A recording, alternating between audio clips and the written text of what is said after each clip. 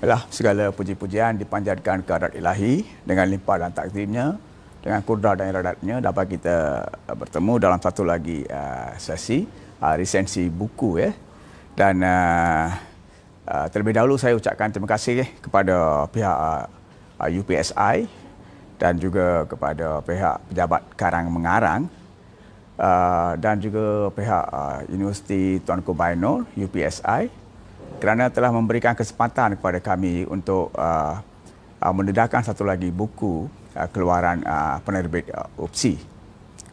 Baiklah ya, saya juga mengucapkan terima kasih kepada semua orang yang saya kenali dalam memberikan kerjasama dalam menghasilkan buku yang bertajuk Pembelajaran Teradun dalam Pendidikan Moral, Amalan untuk Pensyarah dan Guru.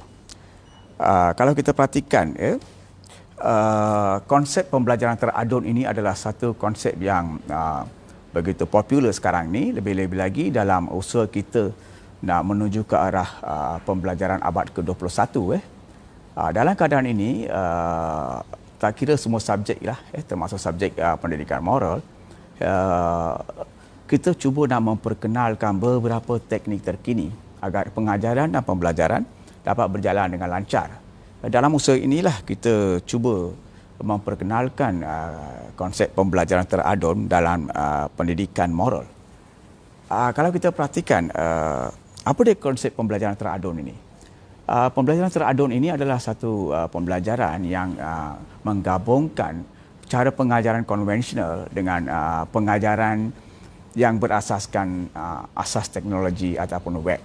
Kalau kita perhatikan, sekarang ni konsep pengajaran dan pembelajaran yang konvensional ataupun bersifat lama tidak begitu relevan kerana masa dah berubah dan para pelajar termasuk pelajar universiti dan pelajar sekolah, mereka nak melihat satu pembaruan dalam pengajaran dan pembelajaran.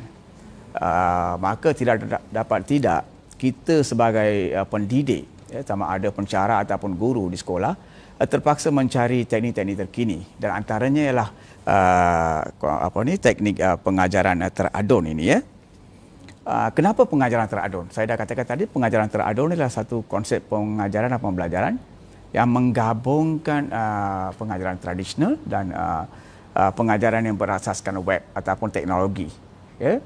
Kenapa persoalannya kita perlu beralih kepada konsep pembelajaran ini?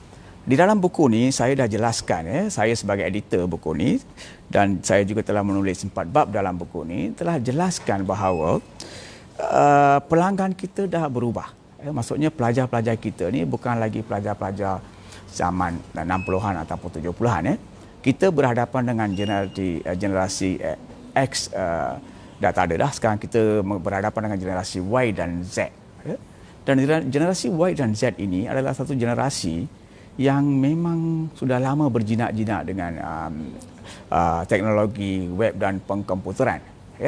Maka mereka ni mempunyai daya tempuan yang terlalu singkat.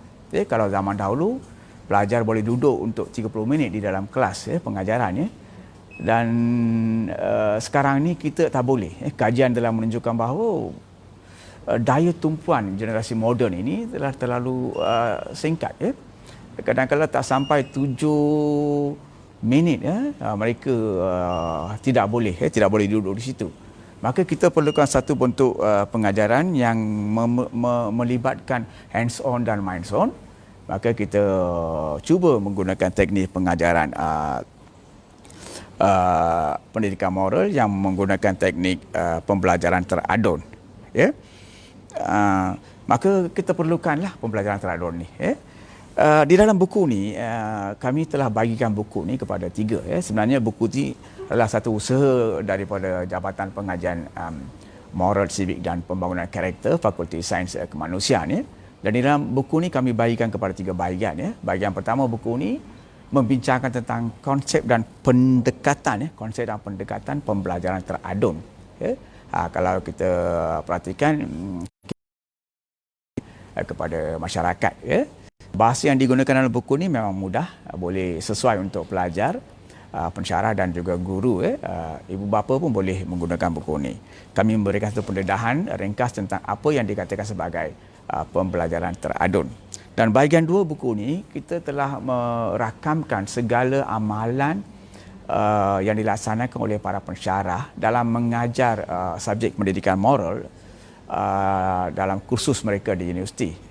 Dan kalau kita perhatikan, amalan pengalaman, segala pengalaman dan amalan mereka ini telah dirakamkan dalam bentuk penulisan dalam buku ini. Dan bahagian ketiga buku ini pula adalah berkaitan tentang amalan yang boleh dilaksanakan oleh guru-guru sekolah.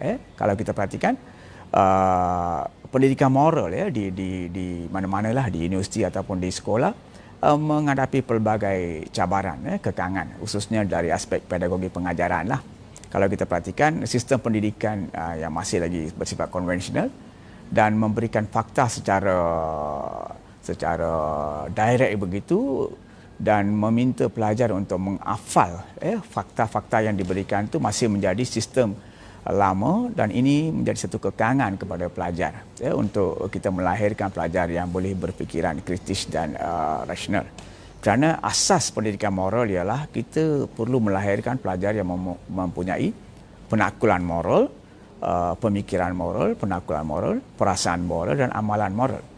Dan amalan pengajaran yang biasa ni kami rasa sukar untuk melahirkan pelajar yang mempunyai pemikiran ataupun penakulan serta penalaran yang sepatutnya yang dimiliki oleh mereka. Maka kami harap pendedahan buku seperti penulisan buku seperti pembelajaran teradun dalam pendidikan moral adalah tepat pada masanya, kerana buku ini boleh menjadi rujukan kepada semualah, tak kira pensyarah, ahli akademik, guru dan juga ibu bapa. Dan kalau kita perhatikan segala pengalaman, saya kata segala pengalaman yang ada pada guru, kerana pensyarah-pensyarah juga banyak buat kajian di sekolah dan mereka dapati ada pelbagai masalah jugalah dalam pengajaran pendidikan moral di sekolah. Dalam keadaan inilah mereka dapat mengumpulkan data, dan data itulah yang kita gunakan untuk menulis buku ini. Data sahih dan juga data yang berasaskan kepada pengalaman pengajaran pensyarah telah dijadikan bahan untuk menulis buku ini juga. Dan kami rasa, saya sebagai editor buku ini, saya rasa semua pensyarah telah memberikan dapatan ataupun memberikan kepentingan pengajaran teradun dan cara-cara yang harus ataupun yang boleh kita gunakan untuk menangani sesuatu isu melalui pembelajaran teradun dalam pendidikan moral telah pun dijelaskan dengan baik. Dan harapan kami sebagai editor dan penulis juga ialah buku pembelajaran teradun ini boleh menjadi satu rujukan terbaiklah kepada semua orang, daripada pelajar, ibu bapa, guru dan juga pensyarah, sebagai satu rujukan tambahan, kerana kita tidak boleh lari daripada menggunakan komputer dan teknologi dalam web, dalam pengajaran pembelajaran. Dan kedua ialah segala pengalaman yang diberikan ataupun yang dirakamkan dalam bentuk penulisan oleh para pensyarah ini boleh menjadi pengalaman pembelajaran kepada pembaca. Dan yang ketiga, buku ini juga menjadi satu nilai tambahlah kepada sesiapa sahaja yang ingin mendalami lagi konsep pembelajaran teradun ataupun blended learning dalam bahasa Inggeris. Dan satu lagi nilai tambah yang ada ialah buku ini boleh menjadi satu panduan kepada guru-guru yang ingin melaksanakan pembelajaran teradun untuk menulis rancangan pengajaran harian mereka. Kalau kita perhatikan, satu cabaran kepada guru-guru pelatih ataupun kepada guru-guru yang di sekolah ialah cara untuk menulis satu rancangan pengajaran yang terbaik. Maka dalam buku ini kami hendak pun tulis satu atau beberapa contohlah penulisan rancangan pengajaran harian yang terbaik yang menjadi panduan kepada guru lah. Dan Saya juga difahamkan bahawa lebih 90% buku pembelajaran teradun dalam pendidikan moral ini telah pun dijual ya. Saya difahamkan begitu, dan kami sudah pun meminta untuk buku ini dicetak kembali untuk cetakan yang kedua, dan ini menunjukkan sambutan yang baiklah daripada pelajar dan juga daripada pensyarah ataupun guru-guru yang mahukan buku ini. Dan memang saya gembira kerana buku ini boleh menjadi panduan lah kepada ramai ya. Dan kepada yang masih mahu membeli buku ini, anda bolehlah menghubungi pejabat Karang Mengarang Universiti Pendidikan Sultan Idris, ataupun boleh juga berjumpa saya sendiri sebagai editor untuk membeli buku ini ya. Saya rasa itu saja daripada saya. Terima kasih kepada sambutan yang diberikan kepada oleh ramai, dan saya juga ingin merakamkan terima kasih kepada pejabat Karang Mengarang dan staf ahli-ahlinya kerana mereka mengembara bersama saya lah sejak buku ini dimula ditulis sehingga habis penulisan, sehingga buku ini dapat menjadi satu produk penerbitan yang baik jugalah. Sekian, terima kasih.